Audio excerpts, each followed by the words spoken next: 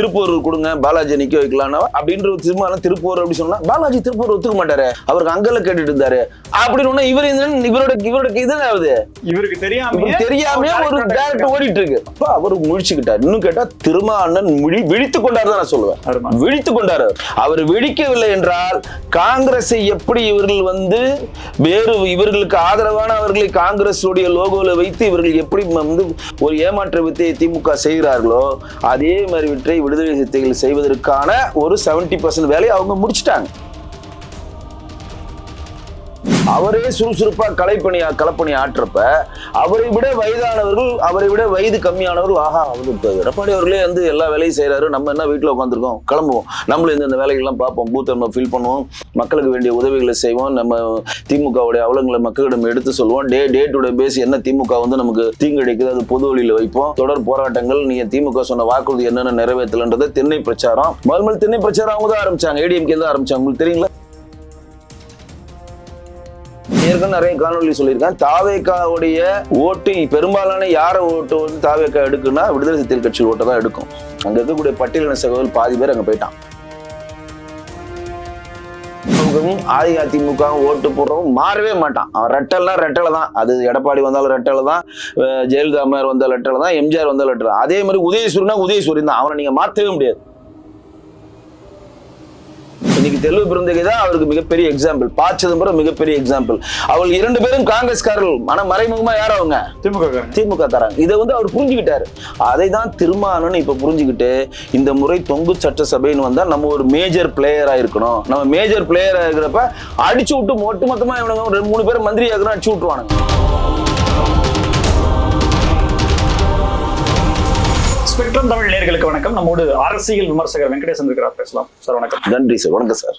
Edappadi K Palaniswami அவர்களுக்கான ஆதரவு, மக்களினுடைய அன்பு எலெக்ஷன் டேட் அறிவிக்கிறதுல இருந்து கிராஜுவலா மேலே ஏறிட்டே வருது. குறிப்பா கருத்து கணிப்பு முடிவுகள் இடங்கள் அதிகமாக ஜெயிக்கும் அப்படின்றதும், திமுகவுக்கு ஆதரவாக பேசக்கூடியவர்களே சிலர் ஒரு அதிகமான கூட்டத்தை கூட்டுறாரு அப்படின்ற டிபேட்ல சொல்லக்கூடிய அளவிற்கு வந்திருக்கு. அப்படின்னா எதை காட்டுகிறது? அவருடைய ப்ரீ பிளான் தான் அதை காட்டுது. ஏன் அப்படி சொல்றேன்னா, அவர் பரப்புரையை வந்து மாண்பு முதலமைச்சர் மாதிரி 2ஆம் தேதி தொடங்கல. அவர் பரப்புரையை 1 வருஷத்துக்கு முன்னாடியே தொடங்கிட்டார். 234 தொகுதியும் ஆல்மோஸ்ட் அவர் ஒரு ரவுண்ட் அடிச்சு முடிச்சிட்டார். இப்போ 2ஆவதா ரீஸ்டார்ட் பண்ணியிருக்காரு. 234 தொகுதியிலையும் திமுக அவலங்கள் ஆட்சியால் மக்கள் என்ன வந்து கவலைப்படுறாங்க, என்ன அலுவலப்படுறாங்க அப்படின்றத பொது வழியில ஒவ்வொரு மாவட்டமா ஏறி கடின உழைப்புக்கு ஒரு சொந்தக்காரராக தான் நான் அவரை பார்க்குறேன். அவரும் சின்ன வயசு எல்லாம் கிடையாது. அவருக்கு இன்னைக்கு 65-70 வயசை நெருங்குறவர் தான் அவரு. பட் இருந்தாலும் தன்னுடைய உழைப்பை முழுமையா கொடுப்பார். எந்த துறையிலும் நீங்கள் உங்கள் உழைப்பை எவ்வளவு முழுமையா கொடுக்குறீங்களோ அந்த உழைப்புக்கு ஏற்ற பலனை நீங்க அனுபவிப்பீங்க. அதுதான் எடப்பாடி அவர்கள் அனுபவிக்க போறார். ஏன் அப்படின்னா, அவர் இருக்கக்கூடிய மிகச் சிறப்பா நான் பாக்குறது என்னன்னா, எந்த வேலையும் ஒருத்தர்கிட்ட கொடுத்துட்டு நீ அந்த வேலையை முடிச்சுட்டு வா அப்படின்னு சொன்ன மாதிரி நான் அவரை எதுலையுமே பார்க்கல.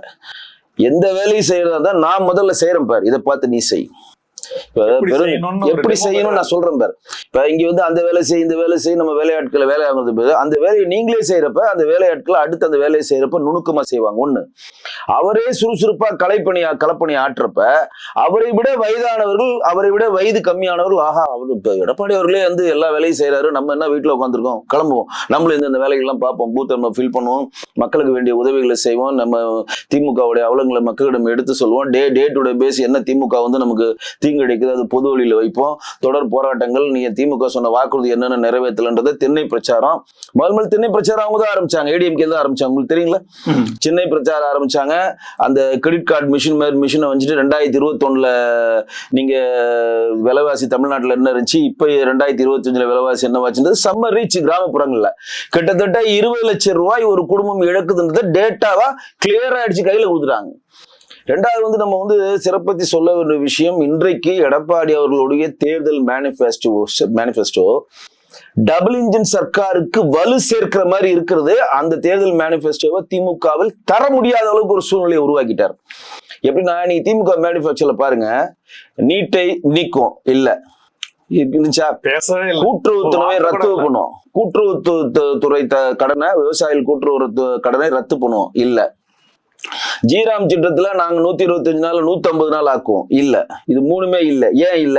முடியாது அவனால. முடியாது. ஏன்னா மூணுமே மத்திய அரசாங்கத்தினுடைய அனுமதி வேண்டும். கொடுத்தாங்கன்னா நீங்க எப்படி கொடுப்பீங்க? எப்படி கொடுக்கும்? ஏற்கனவே 21 கொடுத்தா மாட்டிக்கிட்டாங்க.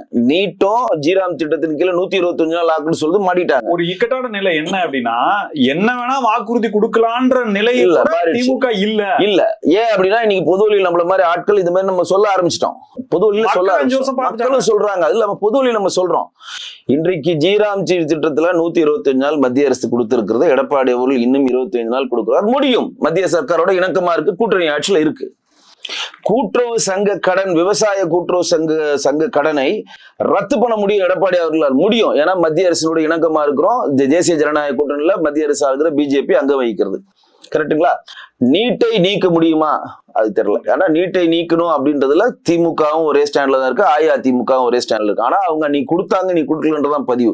எதுக்கு இங்க கொண்டு குறிப்பிட்டு சொல்ல விரும்புறேன்னா, மத்திய அரசாங்கம் சர்க்காருடைய உங்களுக்கு மிகப்பெரிய ஒரு பலமான ஒரு கட்டமைப்பும் கூட்டணியும் இருந்தால் மட்டும்தான் உங்களுக்கு வேண்டிய விஷயங்களை நீங்கள் செய்ய முடியும். நீங்க மத்திய அரசு நிதி வராம நாங்க சாதிச்சிட்டோம் நீங்களா ஒரு திட்ட கமிஷன் வச்சு நீங்களா 11.19% நாங்க தான் தமிழ்நாட்டிலே அதிகமாச்சு அப்படின்ற 11.19% ஜிடிபில நீங்க நம்பர் 1 மாநிலமானா ஏன் நீங்கள் போன வாட்டி அளவிடப்பட்ட நிதி லாபத்துல 28,000 கோடி குறையுது? ஏன் 48,000 கோடி துண்டு விழுது பட்ஜெட்ல? இதெல்லாம் கேள்வி கேட்பாங்கல்ல. எல்லாருமே கேட்கிற கேள்விதான். நீங்கள் நம்பர் ஒன்னு சொன்னா உபரி வருவாயே இல்லாம எப்படி நம்பர் 1 வர முடியும்? இப்ப நீங்க பட்ஜெட் போட்டீங்க 4.5 லட்சம் கோடி பட்ஜெட்ல 48,000 கோடி ஷார்டேஜ் தானே பட்ஜெட் தர. நீங்க சொன்ன பட்ஜெட் தான் தர, நான் தரல. போன வருடம் 24-25ல நாங்க 28,000 கோடி நாங்க எவ்வளவு லாபம் ஈட்டோம்னு நினைச்சு அது நீட்ட முடியல அப்படின்னு. ஆமா, அது நீட்டவும் முடியலன்றீங்க. அப்போ நாங்க 11.19% நாங்க நம்பர் 1 இருக்குன்ற நீங்களே ஒரு குழு அமைச்சு நீங்களே ஒரு 10 பேரை சேர்ந்து நீங்களே ஒரு நம்பரை போட்டு நாங்க தான் நம்பர் 1 சொல்லி உன் பக்கம் விளம்பரம் கொடுத்தீங்கன்னா சாமானிய மக்கள் சிந்திப்பான்ல. நீங்க டேட்டா வைஸும் இல்ல, நீங்க என்ன பலன் அடைஞ்சீங்கன்னு கேட்டா இல்ல. இப்ப 7.5ல இருந்து 10% ஆக்குறேன்னு எடப்பாடி கொடுத்திருக்காரு. ஆமா, உள்ஒதுக்கீடு 7.5% மிகப்பெரிய ஒரு மைல்ஸ்டோனான ஒரு திட்டத்தை எடப்பாடி அவர்கள் கொண்டு வந்தாரு. அந்த 10% ஆக்க போற தேர்தல் மேனிஃபெஸ்டோல சொன்னாங்க. இந்த வாட்டி அவங்க சொல்லியிருக்காங்களா? போன வாட்டி சொன்னாங்க. போன வாட்டி அடிச்சு விட்டாங்க. நாங்க நீட்டை நீக்குவோம், 10% ஆக்கிடுவோம், உள்ஒதுக்கீடு கொண்டு வந்துருவோம். போன வாட்டி அதே மாதிரி 3.55, அதாவது 3,50,000 வேலை வாய்ப்புகள் அரசாங்கத்தில் இருக்கு. அதை நாங்க ஃபில் பண்ணுவோம். நம்ம இந்த வாட்டி என்ன வச்சோம், ஒரு 50,000 ரிட்டையர் ஆயிருக்கா, அந்த ரிட்டையர் ஆனவங்கனாச்சும் வேலை கொடுத்தானா அது வேணும்னா அதையும் இந்த வாட்டி கொண்டு வரல. கூப்பன் என்ன கூப்பன்? இந்த கூப்பன் எப்ப ஸ்டார்ட் பண்ணுவீங்க? 2026ல திமுக ஆட்சிக்கு வந்துன்னு வைங்க. ஒரு எக்ஸாம்பிள் 26, 27, 28, 29, 30 எண்டுல உங்களுக்கு எல்லாம் கூப்பன் கொடுப்பேன்னு சொல்வீங்களா? இல்ல இந்த கூப்பன் யாரு திமுக இப்ப 2.5 கோடிக்கு கொடுக்குறேன்னு சொல்லிட்டு 1.5 கோடி பேர் தான் கலைஞர் உரிமை தொகை 1,30,000 பேர் தானே, 1,30,00,000 பேர் தானே கொடுத்தீங்க. இன்னும் 1 கோடி பேர் கொடுக்கவே இல்ல. தகுதி வாய்ந்தவர் நீங்க அன்னைக்கு சொல்லல, இப்ப கூப்பனுக்கு நீங்க தகுதி வாய்ந்தவர் சொல்லலாம். அப்புறம் என்ன மாற்றீங்கன்னு தெரியல, அதுவே தெரியல. எல்லாருக்கும் கொடுப்பீங்களா? ஆமா, இல்ல அது தகுதி நீங்க நிர்ணயிப்பீங்களா? இல்ல ஒருவேளை எனக்கு தெரிஞ்சு நம்ம காங்கிரஸ் வசந்தன்கோ இருக்கக்கூடிய விஜய் வசந்தர் ஒரு டைப் போட்டுக்கிட்டு உங்களுக்கு பெரிய அமௌண்ட் கவர்மெண்ட் வாங்கி தரேன், கூப்பனை கொடுக்குறோம், வசந்தனுக்கு டைப் பண்றோம், நீங்களே அந்த கூப்பத்தை பண்ணுங்க, பெரிய அமௌண்ட் எங்களுக்கு தள்ளிடுன்னு கூட பண்ணிருக்கலாம். அந்த வேலை இவங்க பண்ணுவானுங்க. எம்ஆர்பி ரேட் அப்படியே போடுங்க. ஆமா பண்ணுவாங்க, நாங்க பாத்துக்கிறோம். ஃப்ரிட்ஜ் 15,000 ரூபாய். அவங்க என்ன கூப்பன் கொடுத்து சொல்லுவாங்களா, இந்த கூப்பன் இந்த வசந்தன் கோல் தான் நீங்க வாங்கினா உங்களால என்ன பண்ண முடியும்? அதான் என்ன பண்ண முடியும்? அங்க போய் நீங்க கரெக்டா 8,000 ரூபாய் நீங்க கூப்பன் கொடுக்குறீங்க, 12,000 ரூபாய் நிக்குதுன்னா அவனுக்கு ஒரு லாபம். சரி வந்துட்டீங்க 8,000 கழிச்சு 4,000 கொடுங்கன்னு சொல்லிட்டு பழைய கூப்பன்ல பழைய ஸ்டாக் எல்லாம் வச்சு தள்ளி விடுவானுங்க. சோ பயனற்ற ஒரு திட்டம். எடப்பாடி தெளிவா சொன்னார், 2,30,00,000 பேரு ஒவ்வொரு மகளிருடைய அக்கௌண்ட்ல தொபுகடின்னு 10,000 விழும். முடிஞ்சிச்சு, தொபுகடின்னு விழும். நீங்க ஆட்சிக்கு அடுத்த நிமிஷமே உங்களுக்கு கருணை தொகையோ உரிமை தொகையோ என்ன பேரோட வச்சுக்கோங்கன்னா உங்க அக்கௌண்ட்ல 10,000 ரூபாய் இருக்குது. அந்த 10,000 ரூபாய் என்ன திமுக அவலங்களால் நீங்க கஷ்டப்பட்டதுக்கான நிவாரணத்தை கொடுக்குறாரு. நிவாரணம் கொடுக்குறாரு. மருந்து போடுங்க. முதல்ல நீ எந்திரிச்சு நில்லு. உன்னால எங்களை கஷ்டப்பட்டு இருக்காரு. கரண்ட்டுக்கு பில் 100 ரூபாய் கட்டுறது பில் 167 ரூபாய் கஷ்டப்படுற. 2வது கஷ்டப்படுற, நீ வீட்டு வரி கஷ்டப்படுற, பால் மோர்ல கஷ்டப்படுற, எல்லாத்துலயும் கஷ்டப்பட்டு முதல்ல ஃபர்ஸ்ட் நில்லு. அப்புறம் பதில் சொல்லணுவாங்களா, அந்த மாதிரி முதல்ல நில்லுங்க அப்படின்றதுல அருமையான திட்டம். இது என்னென்ன ஒரு கேப் மாதிரித்தனமான வேலை பாருங்க. 8000 ரூபாய் கூப்பன் கொடுப்பாங்களாம். சரி, கூப்பன் எந்த வருஷம் கொடுப்பீங்க? பதில் இல்ல. கூப்பன்ல வந்து அது ஒரு பெரிய புத்தியால் சொன்னாங்க. மைக்ரோ ஓவன்லாம் ரொம்ப பெரிய ஆள் தான் வாங்கணும்னு நினைக்கிறீங்க. மைக்ரோ ஓவன் சாதாரண மிடில் கிளாஸ் வாங்கினான்னு கனிமொழி அக்கா சொல்றாங்க. இங்க ஏற்கனவே வெயில் மண்டகாயுது, இதுல மைக்ரோ ஓவனை வச்சுட்டு அதுல வேற வச்சிருப்பாங்களா? இதெல்லாம் ஒரு தினம். ஏற்கனவே வந்து ஒரு திட்டம் கலைஞர் கொண்டு வந்தாரு, எல்லாருக்கும் கேஸ் அடுப்பு கொடுப்போம்னு சொன்னோம் நாங்க. அப்ப வந்து அரசுடைய அதிகாரிலாம் வந்துட்டு நீங்க கேஸ் அடுப்பு கொடுப்போம் தான் சொன்னீங்க, அது 2 பர்னல் சொல்ல, 1 பர்னல் கொடுத்து நம்ம பட்ஜெட்டை முடிச்சிடலாம்னு சொல்றப்ப என் தந்தை கலைஞர் அப்படி சொல்லவே இல்லை. தாய்மார்கள் உடனடியாக சமைக்கிறதுனால 2 பர்னல் உள்ள கேஸ் அடுப்பு தான் கொடுக்கணும்னு சொல்லி கொடுத்தாரு அப்படின்னு அவங்க சொல்றாங்க. நீங்க அது ஒரு விளக்கம் கொடுக்குறாங்க. அதே மாதிரி இதுக்கு ஒரு விளக்கம் கொடுப்பாங்க. இது என்ன மாதிரி கேப் மாதிரி தானே வேலை இது? இப்ப பணத்தை நீ போடுறியா கொடு, முடிஞ்சு போச்சு. அந்த 8000 அக்கௌண்ட்ல போட்டுடலாமா? போடு. ஏன் அதுக்கு ஒரு கூப்பனு, அதுல நீ மைக்ரோவேவ் வாங்கிக்கலாம், வாஷிங் மிஷின் வாங்கிக்கலாம், அவங்களே ஐடியா கொடுக்குறாங்க, அயன் பாக்ஸ் வாங்கிக்கலாம், வேற என்ன வீட்டு உபயோக பொருள் வாங்கிக்கலாம். அப்ப வந்து திமுக மறைமுகமா வீட்டு உபயோக பொருளுக்கான டார்லிங் மாதிரி பூர்வீகா மாதிரி ஏதோ ஒண்ணு திறக்க போறாங்களா அப்படின்ற கேள்வி எழுதா இல்லையா? கட்சிக்காரங்களே திடீர்னு ஒரு ஷாப் ஓபன் பண்ணலாமே, இந்த இடத்துல போய் வாங்கிக்கலாம். ஏன் பல கட்சிக்காரங்களும் ஆல்ரெடி இன்டெரக்டா அதுல இருப்பாங்க. ஏங்க இன்னைக்கு வந்து பெரிய பெரிய கட்டடங்கள்லாம் திடீர்னு ஒரு 3 மாசத்துல பெரிய பெரிய பிரைவேட்டான பில்டர்ஸ் எல்லாம் வரானே, அவன்லாம் சொந்த பணத்தை ஜமீன்தார் பணத்தை எடுத்துன்னு தான் வரான். அரசியல்வாதிகளுடைய பினாமி படத்தை வச்சா இன்னைக்கு ஓபிஎஸ் விட போனா ஒரு பெரிய பில்டர் தான் இருக்கணும், சாதாரண இருக்க வேண்டிய தெரியும். இன்னைக்கு ஓபிஎஸ் அவசர அவசரமா திமுக சேர்ந்ததே அவருடைய பணத்தை காப்பாத்திக்கிறது எல்லாருக்குமே தெரியும். பாவம் ஐயப்பனு நீ காலில் புலம்பிட்டார், என்னை கைவிட்டு விட்டார் பாரு, எல்லாரும் பாருங்களேன். ஒரு ஆள் கூட வெளியில வந்து என்ன இவரை வாழ வச்சாருன்னு சொல்லாம அத்தனையும் சாபம் அவர் நினைக்கிறாரு. நல்லா சொன்னீங்க, அவர் நினைக்கிறாரு அத்தனையும் சாபம். ஒரு மனிதன் வந்து ஒரு சொல் வெல்லும், ஒரு சொல் கொல்லும். ஓபிஎஸ்ஐ வெறுத்து அவருடைய எதிர்ப்பாளர்கள் சொல்லுகிற ஒவ்வொரு சொல்லும் அவரை கொல்லும். அது அவருக்கு தெரியும். பெரிய தெய்வ நம்பிக்கையா இருக்காரு. நான் கண்டிப்பா சொல்றேன், யார் வேணா மன்னிக்கலாம். நீங்க ஜெயலலிதா ஆன்மாவை மன்னிக்கலாம், கலைஞர் எம்ஜிஆர் ஆன்மா அவங்கள மன்னிக்கலாம், யார் யார் ஏடிஎம்கேக்காக உயிர் தீர்த்தவங்களோ அவங்க எல்லாம் மன்னிக்கலாம். ஆனால் உங்கள் ஆன்மா உங்களை மன்னிக்காது, உங்கள் மனசாட்சி உங்களை மன்னிக்காது. இன்னைக்கு ஐயப்பன் வந்து சொல்றாரு பாருங்க, அவர் நம்பி இருந்து நட்டாத்துல இருந்தேன், இன்னைக்கு வந்து இங்கேயும் போக முடியாம அங்கேயும் போக முடியாம எல்லாருமே கேண்டிடேட் அறிவிச்சிட்டாங்க. ஒரு 4 நாள் முன்னாடி அவருக்கு புத்தி இருந்தா கூட போய் தாவேக்கால சேர்ந்து வேட்பாளர் இருப்பார். நம்மால் தான் எங்க இருந்தாலும் கூப்பிடுறாரு, காமான் யாரா இருந்தாலும் எங்க இருந்தாலும் வாங்க. 234 தொகுதியில 104 தொகுதி கொடுத்திருக்காரு மாற்றுக் கட்சி வேட்பாளர். யாரா இருந்தாலும் ப்ளீஸ் கம் எங்கள்கிட்ட, நாங்க கூட்டணி கட்சியை விட்டு போராட மாட்டோம்னு சொல்லிட்டு அவங்க தெலுங்கு மணி சட்டி சம்பந்தமான மிஸ்ரா ஒரு கட்சி வச்சிருக்காங்க, அவரோட ஒரு கூட்டணி. இங்க இருந்து தாவேக்கால இருந்து விலகி போன ஒரு முஸ்லீம் கட்சி, அந்த ஒரு கட்சியோட கூட்டணி, முஸ்தாபாவோட ஒரு கூட்டணி, இவர்கள்லாம் கூட்டணி கட்சி. சரி ரைட், அவனுங்க ஏதோ கூத்தடிக்கிறானுங்க, அது உள்ள நம்ம போக விரும்பல. எடப்பாடி அவர்களை எதிராளியும் இன்றைக்கு ஏன் பாராட்டுகிறார் என்றால் அவர் களத்தில் இறங்கி களமாடுகிறார். சும்மா எலெக்ஷனுக்காக களமாடல, ஒரு வருஷத்துக்கு முன்னாடி இருந்து களமாடுறாரு. அதுதான் இங்க நம்ம குறிப்பிட்டு சொல்லணும். எவ்வளவு பெரிய பிரச்சனைங்க அவருக்கு. இந்த பக்கம் பாத்தீங்கன்னா ஓபிஎஸ் இருக்கிறார், அந்த பக்கம் வைத்தியலிங்க பிரச்சனை, மனோஜ் பிரச்சனை, மருது அழுகிறார் பிரச்சனை, சசிகலா ஒரு பிரச்சனை, டிடிவி ஒரு பிரச்சனை. இது எல்லாத்தையும் செக்ரிகேட் பண்றது எவ்வளவு பெரிய டென்ஷனான வேலை தெரியுமா? நீங்க முதல்ல செட்டில் ஆகணுங்க. ஃபர்ஸ்ட் நீங்கள் என்ன இலக்கை நோக்கி போறேன்னே தெரியாம ஒவ்வொருத்தரும் ஒரு ஐடியா கொடுத்துட்டு இருக்காங்க. எல்லாத்தையும் செக்ரிகேட் பண்ணி சீட்டை பங்களிப்பு கொடுத்து இன்னைக்கு ஸ்மூத்தா தேசிய ஜனநாயக கூட்டணி முதலமைச்சர் வேட்பாளராக அறியப்பட்டு இன்றைக்கு பிஜேபி இருக்க அனைவருமே அவருக்கு வேலை செஞ்சு அவர் முதலமைச்சர் ஆக்கிறதுக்காக போராடுறோம்னா அது அவருடைய கடின உழைப்புக்கு கிடைத்த வெற்றி. விசிகாவை பத்தி நீங்க என்ன நினைக்கிறீங்க? தேசிய அரசியல இருந்து மாநில அரசியலுக்கு வந்திருக்காரு. அந்த வேட்பாளர் அறிவிக்கும் போது கூட சில வார்த்தைகளை அவர் குறிப்பிட்டு மன கஷ்டத்தை அவர் மன வேதனையோடு நான் இதை அறிவிக்கிறேன் அப்படின்னாரு அவரு. அதாவது விஷயம் என்னன்னா, விடுதலை சிறுத்தைகள் கட்சியினுடைய தலைவராக இருக்கக்கூடிய திருமாவளவன் வந்து இப்ப தன் கட்சியில் இருக்கவரை யாரையும் அவர் நம்ப தயாரா இல்லை.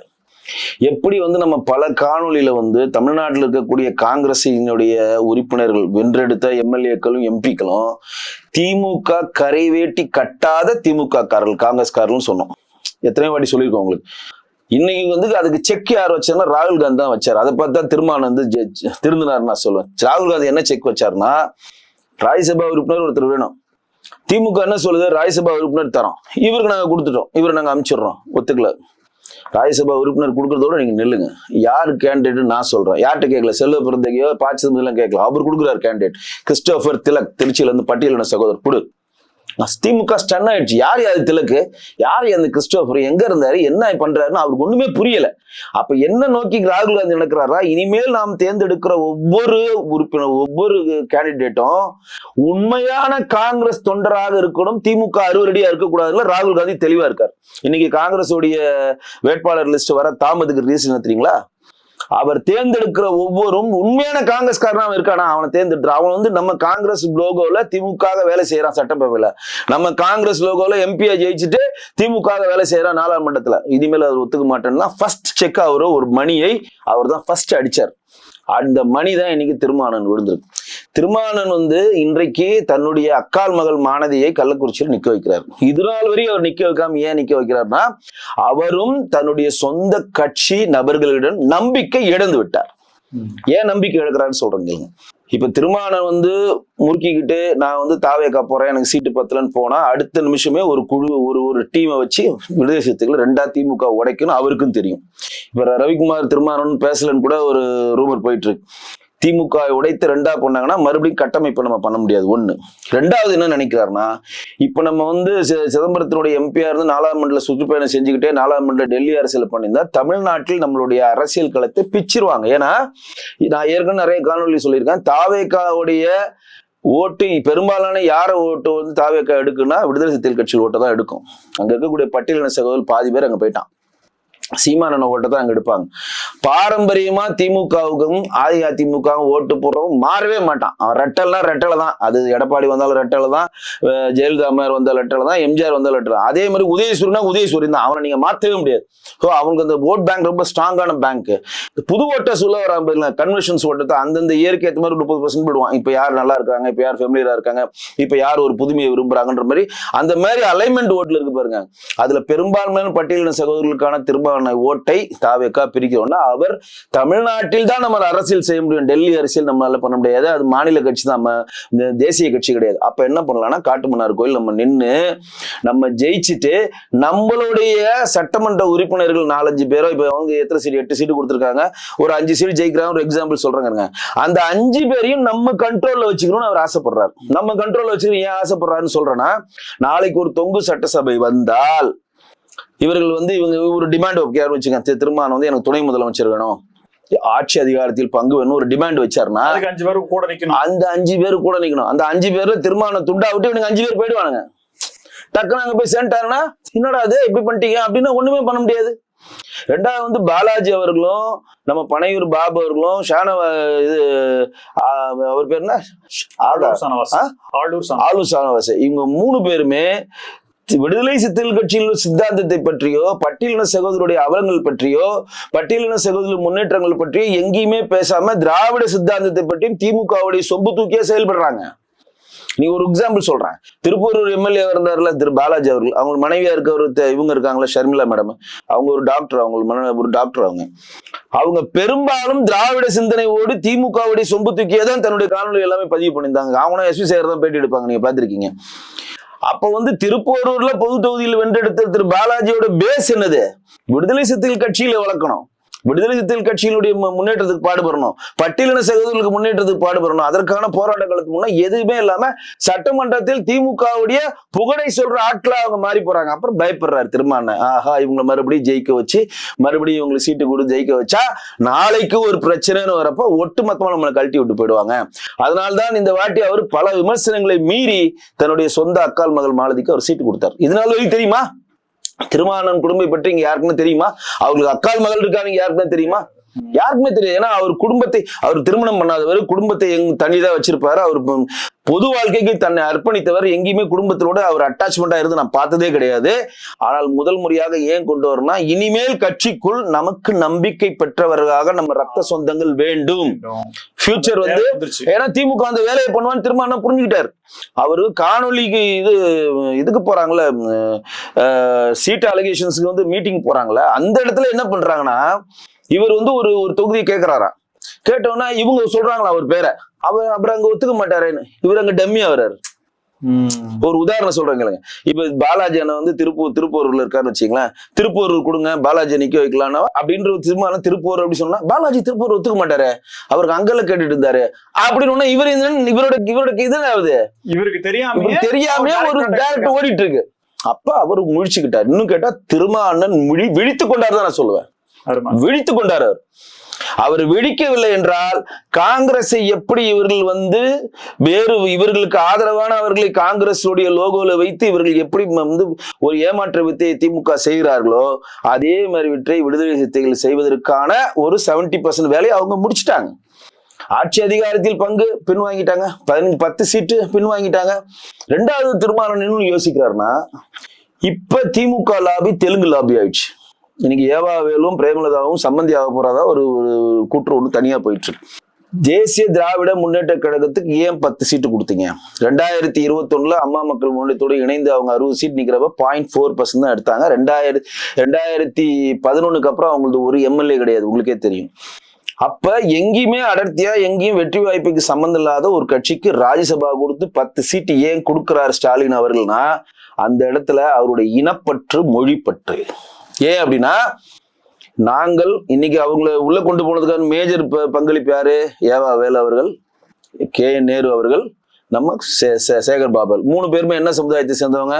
அவர் ரெட்டியாரு, 2 பேருமே நாயுடு, தெலுங்கு பேசுற சமுதாயத்தை சேர்ந்தவங்க. ஆந்தட்டிக்கா அவங்க வந்து மாண்புக்கு முதலமைச்சர்கிட்ட இவங்க நம்மளை விட்டு போக மாட்டாங்க, சம்பந்தி ஆயிட்டாங்க, நம்ம கூட பார்ட்னர்ஷிப் ஆயிட்டாங்க.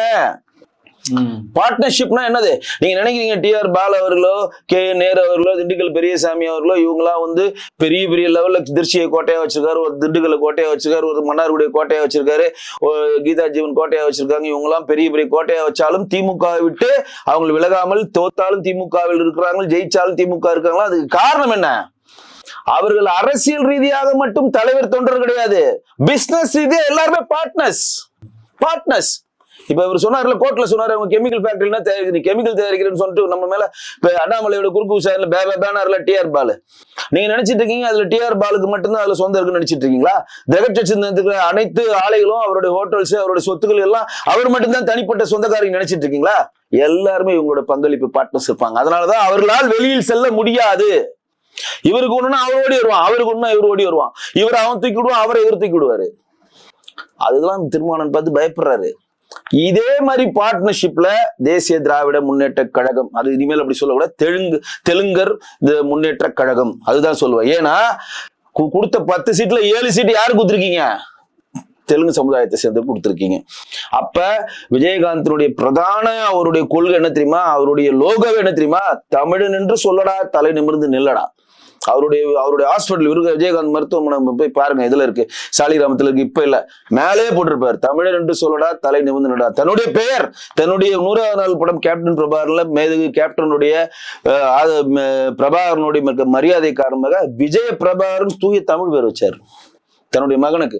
2வது மகன் என்ன பேர் வச்சாரு? தூய தமிழ் பேர் சண்முக பாண்டியன், ஒரு அரசரோட பேர் வச்சாரு. இதுவரையும் தமிழ் திரையுலகில, நான் திரையுலகத்தை சேர்ந்தவன் சொல்றேன், ஒரு நடிகர் கூட மாற்று மொழி படத்தில் நடிக்காம இருந்தது இல்ல. சிவாஜில இருந்து, எம்ஜிஆர்ல இருந்து, ரஜினில இருந்து, கமல்ல இருந்து 100ல இருந்து 120 படம் நடிச்சிருக்காரு. ஒரு வாட்டி கூட அவர் தெலுங்கு படம் நடிச்சதுல, மலையாள படம் நடிச்சதுல, கன்னட படம் நடிச்சதுல, ஹிந்தி படம் நடிச்சதுல. அவர் நடித்த மொத்த படமும் தமிழ் படம், தமிழ் மேல் உள்ள பற்று. அந்த மாதிரி வம்சத்துல வந்துட்டு நீ ஒட்டுமொத்த தெலுங்காரனை கூட்டு போறனா அந்த ஜெல்லாவது பாரு. நான் சொன்ன பாருங்க, ஒரு ஏவாவேலு அவர்களு, நம்ம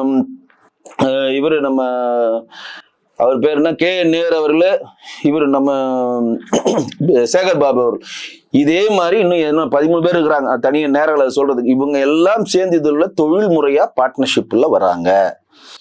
தொழில்முறையா பார்ட்னர்ஷிப்ல வந்தா எந்த காலத்தையும் தேசிய திராவிட முன்னேற்ற கழகம் வெளியில் செல்லாது. சோ பிடி இறுங்கிடுச்சு. இனிமேல் அவங்க தோத்தாலும் அங்கதான் இருப்பாங்க, ஜெயிச்சா எழுதி வச்சு. இனிமேல் தேசிய திராவிட முன்னேற்ற கழகம் அதை விட்டு வெளியே செல்லாது. தேசிய முற்போக்கு திராவிட கழகம் அதை விட்டு வெளியே செல்லாது. தேமுதிமுக வெளியே போகாது. ஏன் போகாதுன்னா, இப்ப அந்த காலேஜ் தனலட்சுமி காலேஜ் ஓனர்ஸ் தான் வந்து இதை வாங்கினார். ஆண்டாள் காலேஜ் அதுக்குள்ள அவங்களுக்குள்ள ஃபர்ஸ்ட் பேமெண்ட் வந்துச்சு, 2வது பேமெண்ட் வரல, அது வந்து கே நேரு சேர்த்து தான் தீர்த்து வச்சாருன்னு சொல்றாங்க. இப்ப ஏவா வேலும் பிரேமலதா மேடமும் சம்பந்தி ஆக போறாங்கன்னு சொல்றாங்க. யார் சொல்ல? திருச்சி சூர்யா சொல்றது, எந்த அளவு உண்மைன்னு தெரியல. ஏவா வேலும் பிரேமலதா மேடமும் ஏதோ ஒரு விதத்துல சம்பந்தி ஆக போறாங்கன்ற ஒரு பேச்சு போயிட்டு இருக்கு. அது எந்த அளவு உண்மைன்னு தெரியல. இப்படி நம்மளுடைய சமூகம் சார்ந்து நம்ம சமூகத்தின் மேல் உள்ள பற்று காரணமாக சமூக ரீதியா அவர்கள் இணைந்ததுனால தேசிய திராவிட முன்னேற்ற கழகத்துக்கு இவங்க 10% சீட்டு கொடுத்ததுனால இன்றைக்கு வெயிலும் மழையிலும் திமுக எதுக்குன்னே தெரியாம தேசிய முற்போக்கு நம்மளுடைய மோடிஜி இருக்கக்கூடிய தலைமையை நம்ம ஏத்துக்கிட்டே இருந்தோமே. எதுக்குன்னே தெரியாம எதுக்கு திமுக கருப்பு கூட கொண்டு வந்தா இவனும் கருப்பு கூட கொண்டு வந்துருவாங்க, திமுக வெள்ளை கூட கொண்டு வந்தா இவங்களும் வெள்ளை கூட கொண்டு எதுக்கு பண்றேன்னே தெரியாம, அதாவது அப்நார்மலான சப்போர்ட்ஸ் நம்ம கொடுத்தோமே. அப்நார்மலான சப்போர்ட்ஸ் கொடுத்தோம். கம்யூனிஸ்ட் கொடுத்தது, ஈஸ்வரன் கொடுத்தாரு. ஏன்னா இம்ப்ளீச்மெண்ட் கொண்டு வரணும்னா அது என்ன ஏதுன்னு ஆராயமே கையெழுத்து போடுறாங்க. இந்த மாதிரி கையெழுத்து போட்டா இந்துக்களுக்கு எதிராக நம்ம கட்சியை சித்தரிப்பாங்கன்னு தெரியாம அந்த அளவு நிபந்தனையற்ற ஆதரவு கொடுத்து நமக்கு 5 சீட்டை சுருக்கிட்டானுங்க. அது தேசிய கட்சினா அது பிரச்சனை இல்லை. ஆமாங்க, அவர் போயிட்டாங்கன்னா என்னன்னு கலந்து போயிடலாம். மாநில கட்சிக்கு அது பிரச்சனை. திருமாவளவனுக்கு வந்து கட்சின்னு ஒண்ணு இருந்தாதான், பானைன்னு ஒண்ணு இருந்தாதான் சோறாக்க முடியும். பானையே இல்லைன்னா சோறாக்க முடியாதுல்ல. அந்த பயம் அவருக்கு வந்து விட்டது. அந்த பயத்தினாலதான் அவர் என்ன நினைச்சிட்டாரு, எம்பி பதவியும் வேணா ஒண்ணு வேணா ஆளை விடு, நான் முதல்ல என்ன ஸ்டாண்ட் வேணா. வருகின்ற காலம் அவருக்கு அச்சுறுத்துற காலம். திமுக மூலம் கட்சியை உடைத்து மற்றவர்களை கொண்டு போற ஒரு காலம், உங்களுடைய தொண்டர்களை நாம் தமிழர்களுக்கு அபிலேட் பண்ற ஒரு காலம், உங்களுடைய தொண்டர்கள் பாதி பேர் விஜய் எடுத்து கொண்டு போற காலம், போதாக்குறை வேல்முருகன் வீரியமானதுக்கார் அவர்கள் உங்களுக்கு ஆப்போனண்டா ஒரு டீமை சேர்க்கிற ஒரு காலம். முழுக்க நாம் தமிழர்களுடைய ஓட்சாரியும் நம்மளுடைய திருமாவளவனுடைய ஓட்சாரியும் இவர்களுக்கு எல்லாம் பிரிப்பதற்கான ஒரு சூழல் வந்து விட்டதுனாலும் சொந்த கட்சிக்காரர்கள் எந்த நேரமும் நம்ம காலை வாரி விடுவார்கள் என்ற பயத்தினாலதான் அவர் இன்றைக்கு 8 பேர் அதுல கொண்டு போய் கொடுத்துட்டு ஃபேவரான ஆளா வன்னியரசன் அவருக்கு உயிரே கொடுப்பாருனால சிந்தனை செல்வன் வச்சிருக்காரு. நம்ம மாலதி மேடம், நம்ம எழிலுடைய தலித் எழில்மணியுடைய பொண்ணு கரோலினா அவங்களுக்கு ஒரு சீட்டை கொடுத்து தனக்கு ஃபேவரான ஆள், நாளைக்கு எதுவாக இருந்தாலும் நம்ம கூட இவங்க நிப்பாங்க. அதனால கூட இந்த வாட்டி பாருங்க, அவர் தேர்ந்தெடுத்த 8 பேர் தேர்ந்தெடுத்தாங்க. 8 பேர்ல ஒருத்தர் கூட பொது தொகுதி அவங்க வாங்கியிருக்காங்க. ஆனா 8 பேர் ஒருத்தர் கூட மாற்று ஜாதியை சேர்ந்தவங்க இல்ல. ஒரு இஸ்லாமிய சகோதரர்களுக்கு கொடுத்தாரா, அதுவும் இல்லை. போன வாட்டி மாற்று சமூகத்தை சேர்ந்த பாலாஜி அவர்கள் இன்னொருத்தர் கொடுத்தாங்க, 2 சீட் கொடுத்தாங்களா, அதுல வென்று எடுத்தாங்க. திருப்பூர்ல அவர் 2 எடுத்தாங்க. இந்த வாட்டி பாருங்க இல்லவே இல்லை. முழுக்க யார் எடுத்திருக்காரு? இதுதானே ஸ்ட்ரக்சர், இதுதான் சரி. பட் அவர் வந்து என்ன நினைச்சிட்டாருன்னா, நம்ம அங்கீகரிக்கப்பட்ட கட்சி ஆயிட்டோம், 8% வந்துட்டோம், நம்ம இனிமேல் கட்சியை வந்து எல்லா பேரும். அதனால தான் மகாராஷ்டிரால போட்டிட்டாரு, கேரளால போய் போட்டிட்டாரு, மகாராஷ்டிரால போய் போட்டிட்டாரு, கேரளால போட்டிட்டாரு. இது நம்ம இந்த எலெக்ஷன் வந்துச்சுல, கார்பரேஷன் எலெக்ஷன் வந்துச்சு கேரளால, அவங்களும் மார்க்சிஸ்ட் கம்யூனிஸ்டும் சேர்ந்து போட்டிட்டாங்க. உங்களுக்கு தெரியல, காங்கிரஸ் விலகிட்டாங்க, இவரை சேர்த்துக்கிட்டாங்க. இதெல்லாம் வந்து அங்கங்க ஒரு கூட்டணி வச்சு போட்டிட்டாருன்னா அவர் நினைச்சாரு, நம்ம பெருசா வளர்ந்துட்டோம், தேசிய கட்சி ஆயிட்டோம், நம்ம வந்து எல்லாத்துலயும் போட்டியில நம்ம பெருசா வளர்ந்துட்டோம்னா இப்ப கீழே உங்களை வளர்க்குற மாதிரி திமுக வளர்த்துக்கிட்டு கீழே உங்களுக்கு குழி தோண்டிட்டே இருக்குது திமுக. அதை இப்ப அவர் கண்டுபிடிச்சிட்டாரு. அதுக்கு ஃபர்ஸ்ட் மணி அடித்தவர் ராகுல் காந்தி அந்த அலாட்டை கொடுத்தார். ஆஹா, இது இப்படியே வளர்ந்துட்டு போனா இவனுங்களே குடிப்பான். ஜோதிமணி இப்ப சொன்னாங்களே, சீட்டுகள் வந்து வெளிப்படைத்தன்மையில விற்கப்படுகிறதுன்றார். இன்னொருத்தர் என்ன சொல்றாரு, பிரவீன் சக்கரவர்த்தி காங்கிரஸ்ல, உங்களால அதிகமாக சீட்டை கேட்டு பெற முடியவில்லை, சீட்டை வந்து நீங்க வந்து தேர்ந்தெடுக்கிறது கஷ்டமா இருந்தா குலுக்கல் முறையில தேர்ந்தெடுங்க, நக்கலா பதில் சொல்றாரு அவர். குலுங்கியடியா அப்படின்றாரு. அப்ப உண்மையான காங்கிரஸ்காரர்கள் யாருன்ற அட்டவணைக்கு ராகுல் காந்தி உள்ள வந்துட்டார். இந்த வாட்டி பாருங்க, நீங்க நினைக்காதெல்லாம் சீட்டு கிடைக்கும். நான் நம்ம அடுத்த காணொலி கண்டிப்பா பேசுவோம், கண்டிப்பா சொல்றேன். இந்த வாட்டி காங்கிரஸ் லிஸ்ட் வரும் பாருங்க, நீங்க நினைச்சே பார்த்திருக்க மாட்டீங்க, யாருன்னே உங்களுக்கு தெரியாது. உங்களுக்கு அந்த காங்கிரஸ் கட்சியில இருக்காருன்னா கூட அந்த கேண்டிடேட் உங்களுக்கு அவருக்குலாம் இந்த வாட்டி சீட்டு கிடைக்கும் பாருங்க. ஏன்னா லிஸ்ட் ஃபுல்லா ராகுல்கிட்ட போயிடுச்சு. கட்டம் ராகுல் எப்படி தேர்ந்தெடுக்கிறாரு, இவரை தேர்ந்தெடுத்தால் உண்மையா காங்கிரஸ்க்காக உழைப்பானா, காங்கிரஸாக உயிரை கொடுப்பானா, நாம் சொல்படி கேட்பானா, நம்மளுடைய லோகோல இருந்து திமுக கொரோடாக்கு சப்போர்ட் பண்ணுவானா? அப்ப வேண்டாம். இன்னைக்கு தெலுங்கு பிறந்தகை தான் அவருக்கு மிகப்பெரிய எக்ஸாம்பிள். ப. சிதம்பரம் மிகப்பெரிய எக்ஸாம்பிள். அவள் 2 பேரும் காங்கிரஸ்காரர்கள், ஆனா மறைமுகமா யார் அவங்க? திமுக காரங்க. இதை வந்து அவர் புரிஞ்சுக்கிட்டாரு. அதை தான் திருமாவளவன் இப்ப புரிஞ்சுக்கிட்டு இந்த முறை தொங்கு சட்டசபைன்னு வந்தா நம்ம ஒரு மேஜர் பிளேயரா இருக்கணும். நம்ம மேஜர் பிளேயரா இருக்கிறப்ப அடிச்சு விட்டு ஒட்டுமொத்தமா இவனுங்க 3 பேர் மந்திரி ஆகணும், அடிச்சு விட்டுருவானுங்க. இப்ப தேசிய முற்போக்கு திராவிட கழகம் சந்திரகுமார், பார்த்திபனு, அழகா 4 பேர் இல்ல மாப்பா பாண்டியராஜன் அருண் பாண்டியெல்லாம் அங்க போனாங்க. 3 பேர் எடுத்தாங்களா, சந்திரகுமார் எடுத்து 7 கிழக்குனாங்க. இப்ப 7 கிழக்குல அவருக்கு சீட் இல்ல. பார்த்திபனை பெரிய லெவலா திருத்தணில கொண்டு வந்தாங்க, அவருக்கு பெரிய சீட் இல்ல. 3-4 பேர் வெளியில வந்தாங்க. அப்படியே அவங்க சைலண்ட் ஆயிட்டாங்களா. அதற்கு காரணமும் பிரேமலதா மேடம். அதுக்கும் அவங்க காரணம். அவங்க உள்ள வரப்ப என்ன சொல்றாங்க, என்னை எடுத்து அரசியல் பண்ணோம், எங்களை விட்டு போனவங்களுக்கு நீங்க திரும்பி சீட்டு கொடுத்தா நாங்க உட்கார மாட்டோம் ஃபுல்லா டிமாண்ட் பண்ணி இன்னைக்கு 5 வருஷமா 10 வருஷமா திமுக காரவே மாறிவிட்டு திமுகவே தன் உயிர் உடல் பொருள் ஆவியெல்லாம் கொடுத்து தேசிய முற்போக்கு திராவிட கழகத்தில் வந்த சந்திரகுமாரோ பார்த்திபனோ இன்னும் 2-3 பேருக்கு ஒரு சீட்டு கூட கிடையாது. ஏன்னா இந்த இணக்கம் என்ன வருது, மொழியான இணக்கம், இனத்தால இணக்கம், பார்ட்னர்ஷிப்பால இணக்கம். பார்ட்னர்ஷிப் நீங்க ஆயிட்டீங்கன்னா எங்கேயுமே போக முடியாது, எங்கேயுமே போக முடியாது. தெளிவா இந்த வாட்டி கூட செல்வ பெருந்தகை ஸ்ரீபெருந்தூரை விட்டு அவர் சேகர் பாபா வச்சு ப்ரெஷர் பண்ணி எழும்பூர் தொகுதி தான் கேட்டார். சிட்டியில் நம்ம லாபி பண்ணோம், சிட்டியில் நம்ம இருக்கிறோம், நமக்கு இங்க அடையாளம் தெரியல, காங்கிரஸ் லீடரா இருந்தாலும் எவன் நம்மளை மதிக்க மாட்டேன்றாங்க. ஆனா அதை மேலிடம் சொல்லி ப்ரெஷர் பண்ணி அதெல்லாம் கொடுத்துருக்க நாங்க பாத்துக்கிறோம்ட்டாங்க. செல்வ பெருந்தகை ரோல் இந்த வாட்டி ஒண்ணுமே கிடையாது. இந்த வாட்டி முழுக்க ராகுல் காந்தி டைரக்டா எடுக்கிறதுனால நீங்க நினைத்து பார்க்காத மிரக்கிள்ஸ் இந்த இதுல நடக்கும். அது ராகுல் காந்தி அலாட் பண்ணதுனால திருமாவளவன் விழித்து கொண்டார், அவருடைய கட்சியை காப்பாற்றி கொண்டார். மிக நன்றி உங்களுடைய கருத்துக்களுக்கு. நன்றி. மீண்டும் சந்திப்போம். நீங்கள் சொட்டம் தமிழோட நன்றி நேயர்களே.